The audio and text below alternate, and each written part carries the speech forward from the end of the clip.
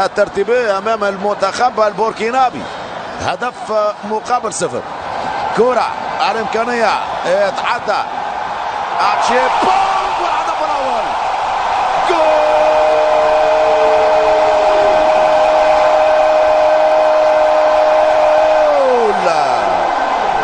رافائيل دوامينا وبنيران صديقة، بنيران صديقة في مرمى فريقه.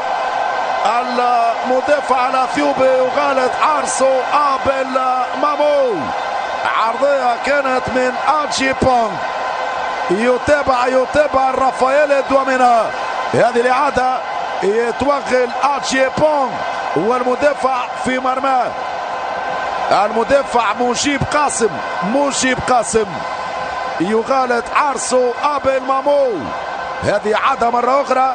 أتشيبونغ بالراس من دوامينا، تضرب الكرة في مجيب قاسم اللي يحاول إبعادها، تستقر في الشباك لتعلن عن أولى أهداف المباراة لمصلحة المنتخب الغاني. يعني من خلال الصورة مجيب قاسم ضد مرماه، بينما يتم احتساب أنه يعدي الفترة أو الدقائق ربما الأولى. سلامات، هذه كرة تسديد جول.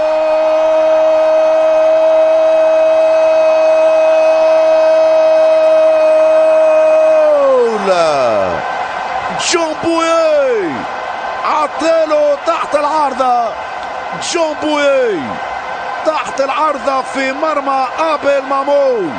قلت هدف في توقيت مبكر. هدف السامواتشيان.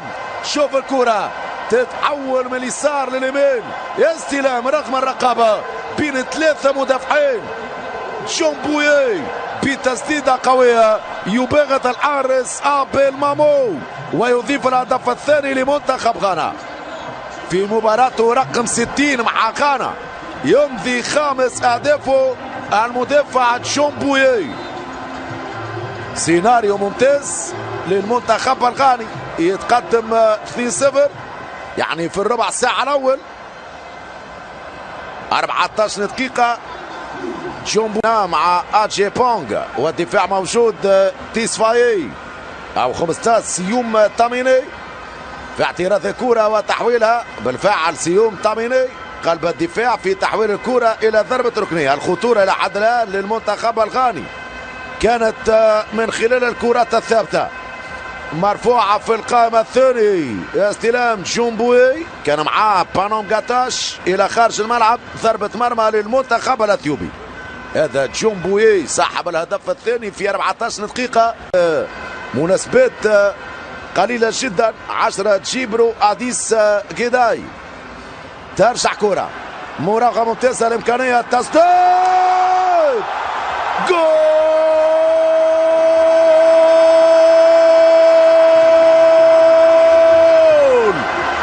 صاروخ بسرعة الصاروخ أكثر من 100 كيلومتر بالساعة تحت العارضة من 25 متر. ينجح المنتخب الغاني في إضافة الهدف الثالث. هذه الإعادة باليسار يفتح الزاوية، ما عنده حتى حل ابل مامو. شوف كرة ابن سير اوفوري هذا الأول. سامحني هاني شي بانوم غاتوش وباليسار قوية يحطها تحت العارضة. 3-0 للمنتخب الغاني. 3-0 للمنتخب الغاني. هدف ممتاز جدا من اوفوري في دقيقة 41 يضيف الهدف الثالث للبلاك ستارز. قلت يلعب في فريق شتوتغارت. والمنتخب الغاني يعمل على حسم نقاط اللقاء منذ الشوط الأول، ولو أنه يطمح إلى مزيد الأهداف. هذه كرة الرابع التسديد والرابع المتابعة من رافائيل دوامينا منذ بداية الشوط الثاني.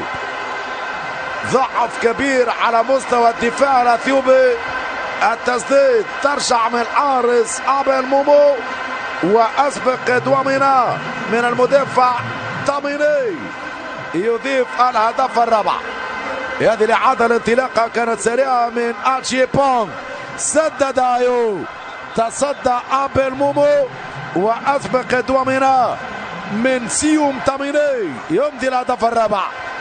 4-0 لمنتخب غانا، 4-0 للمنتخب الغاني. رافائيل دوامينا أول ظهور وأول هدف مع منتخب غانا.